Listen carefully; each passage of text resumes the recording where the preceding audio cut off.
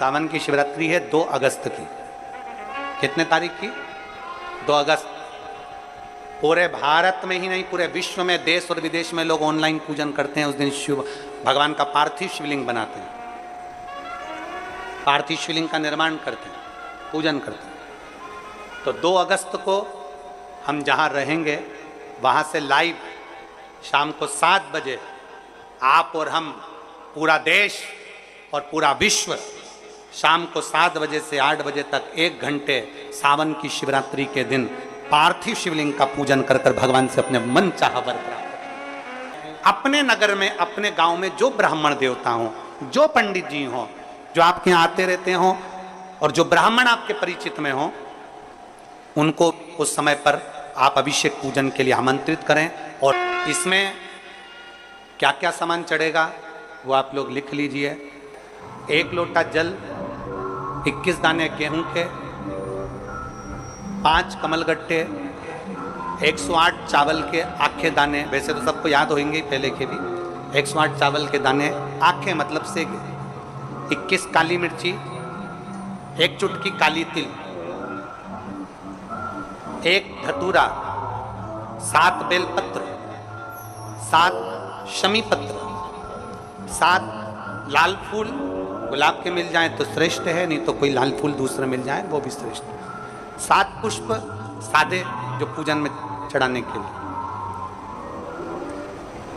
दूध, दही, शहद, घी, शक्कर, इत्र, गंगाजल, चंदन, 3 गोल सुपारी, पूजन वाली सुपारी, रोली, मोली, अबीर, मौली मतलब लच्छा नाड़ा बांधने वाला, अबीर, गुलाल, पीला चंदन, चावल पूजन के लिए, कपूर, 2 दीपक घी के, 1 जलाकर रखने के लिए, 1 आरती करने के लिए, 2 जनेऊ, 1 गणेश जी के लिए, 1 शिव जी के लिए, लौंग, इलायची, पान के पत्ते, मिट्टी का पार्थिव शिवलिंग। अपने नगर में, अपने गांव में, अपने गमले में जो मिट्टी हो उसका पहले से शिवलिंग बना के रख लेना। 7 बजे तो सीधे पूजन चालू करेंगे, 8 बजे तक आप लोग पहले से शिवलिंग बना के रख लें, पार्थिव शिवलिंग मिट्टी का। 5 फल, मिठाई, धूप बत्ती, और शिवलिंग को पहले से बनाकर रखें जिससे 7 बजे बैठते से ही पूजन चालू हो जाए। अपने अपने मोबाइल, टीवी चालू रखना है, ऑनलाइन पूजन करना है। अपने नगर में, अपने गांव में जो ब्राह्मण देवता हो, जो पंडित जी हो, जो आपके यहाँ आते रहते हो, और जो ब्राह्मण आपके परिचित में हो, उनको भी उस समय पर आप अभिषेक पूजन के लिए आमंत्रित करें। और पंडित जी उस समय पर करा रहे हैं या उससे 1 घंटे पहले करा दें, कोई दिक्कत वाली बात नहीं है। पर शिवरात्रि के दिन शिव अभिषेक होना जरूरी है, क्योंकि सावन की शिवरात्रि के दिन जो पार्थिव शिवलिंग का पूजन शाम के समय, शिवरात्रि के दिन रात्रि के समय पर जो करता है, मनवांचित फल देवाधिदेव महादेव प्रदान करते हैं निश्चित। भरोसा करना तो मेरे देवाधिदेव महादेव पर करना, दूसरे पर कभी भरोसा नहीं। इंसान का करा गया भरोसा टूट जाएगा, पर परमात्मा का करा गया हुआ भरोसा कभी जिंदगी में नहीं टूटता, वो भरोसा अजर और अमर रहता है। आपको लगता होगा कि कोई बहुत पैसे वाला है, बहुत करोड़पति है, बहुत धनपति है, बहुत वैभव है उसके पास में, तो बड़ा सुखी होगा। शिव महापुराण की कथा में माता पार्वती जी ने भगवान शंकर से कहा, भोले बाबा आपका और हमारा विवाह हुआ है। एक लड़की जब किसी लड़के से विवाह करती है, शादी करती है, तो उसके मन में बहुत सारी तमन्नाएं होती है, बहुत सारी आस लगी होती है, बहुत आस रहती है उसकी। एक लड़की जब किसी लड़के से विवाह करती है तो उसके मन में यह आस होती है कि बड़ा घर मिलेगा, परिवार मिलेगा, पति अच्छा मिलेगा, सास ससुर अच्छे मिलेंगे, रिश्तेदार नातेदार अच्छे मिलेंगे, मैं जिस घर में ब्याह कर जाऊंगी मां भोजन की कोई कमी नहीं होगी, मेरे रहने के लिए अच्छा कमरा, अच्छा भवन, सब कुछ मिलेगा, बड़ा बंगला, बड़ा महल मिलेगा। पर भोले बाबा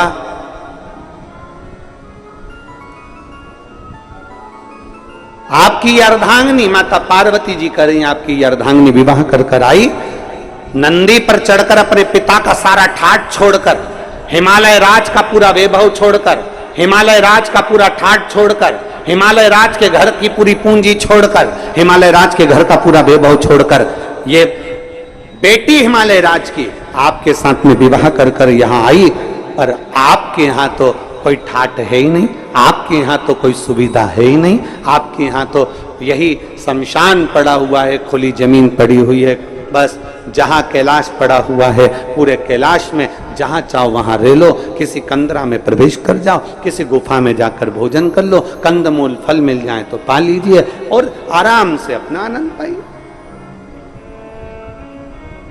पूछा मेरे भोलेनाथ ने, पार्वती क्या चाहती हो, तुम चाहती क्या? पार्वती जी ने कहा, प्रभु कोई सुविधा तो होना चाहिए ना।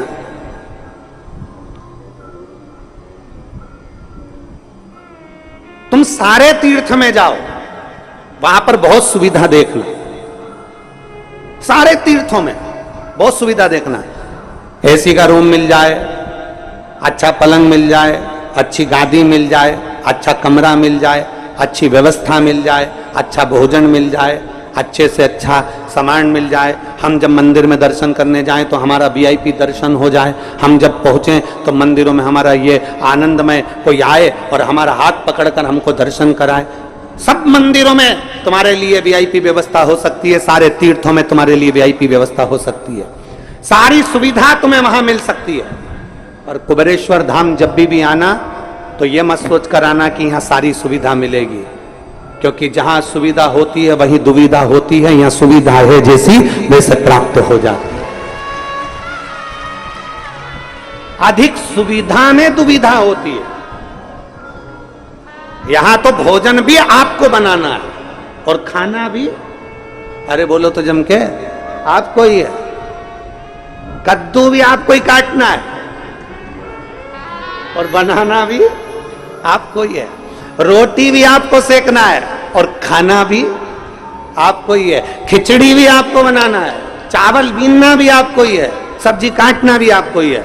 और अंदर यही होता है, आप में से कई माताएं, कई भाई, कई बहन, कई बेटियां, कई बेटे आते हैं, सेवा करते हैं और कद्दू काट रहे हैं, सब्जी काट रहे हैं, कहीं रोटियां बना रहे हैं, कहीं कोई सेवा कर रहा है, कोई झाड़ू लगा रहा है, कोई मालूम पड़े नुक्ती तल रहा है, कोई मिक्सचर तल रहा है। हमारी भोजनशाला में एक भी हलवाई नहीं है, हमारी भोजनशाला में केवल आप आते हो, भोजन बनाते हो और चले जाओ।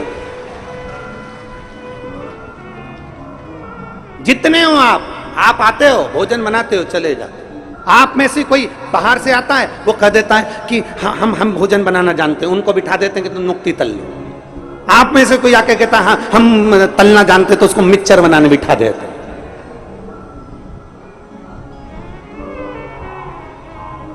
हम तो बाबा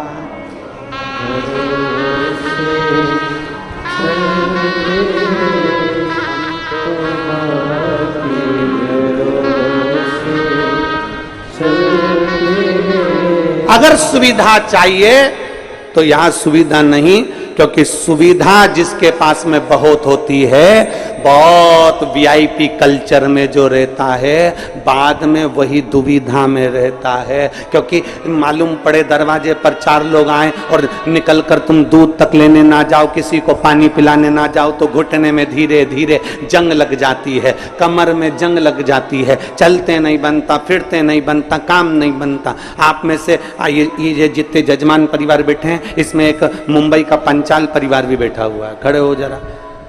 ये दोनों ऐसे जजमान हैं कि जब से कुबेरेश्वर बाबा के धाम से जुड़े हैं, एक भी कथा ऐसी नहीं निकली जिसमें ये यजमान नहीं बने कुबेरेश्वर धाम के।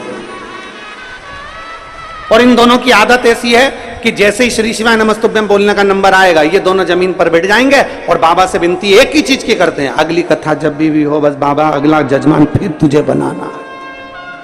ये सोफे पर बैठ के, पलंग पे बैठकर श्री शिवाय नमस्तुभ्यम बोलते ही नहीं है, ये दोनों नीचे बैठेंगे जमीन, दोनों जमीन। और दोनों के पांव में प्रॉब्लम है, दोनों के पांव में दिक्कत, पर जितनी देर 5 बार हम 7 बार जो हम श्री शिवाय नमस्तुभ्यम व्यासपीठ से बोलते हैं, तब ये कहीं पर खड़े भी होते हैं ना तो जमीन पर बैठ के बोलना चालू कर देते हैं। तो हमने इनसे एक दो बार पूछा भी, तुमको मिलता क्या ऐसा? तो कि इस भूमि में कुछ चुंबक है, नीचे बैठकर जब बोला जाता है और बाबा से मांगा जाता है तो वो वापस खींच कर बुला लेता है। चुंबक। देखिए ये मुंबई से आते हैं, हर कथा में जजमान बन जाते, हर कथा नहीं चाहिए। शिव महापुराण में यह भी कहीं नहीं लिखा कि तुम भगवान को 108 या 1008 या 1008 बेलपत्र समर्पित करोगे तो शिव जी प्रसन्न हो जाएंगे।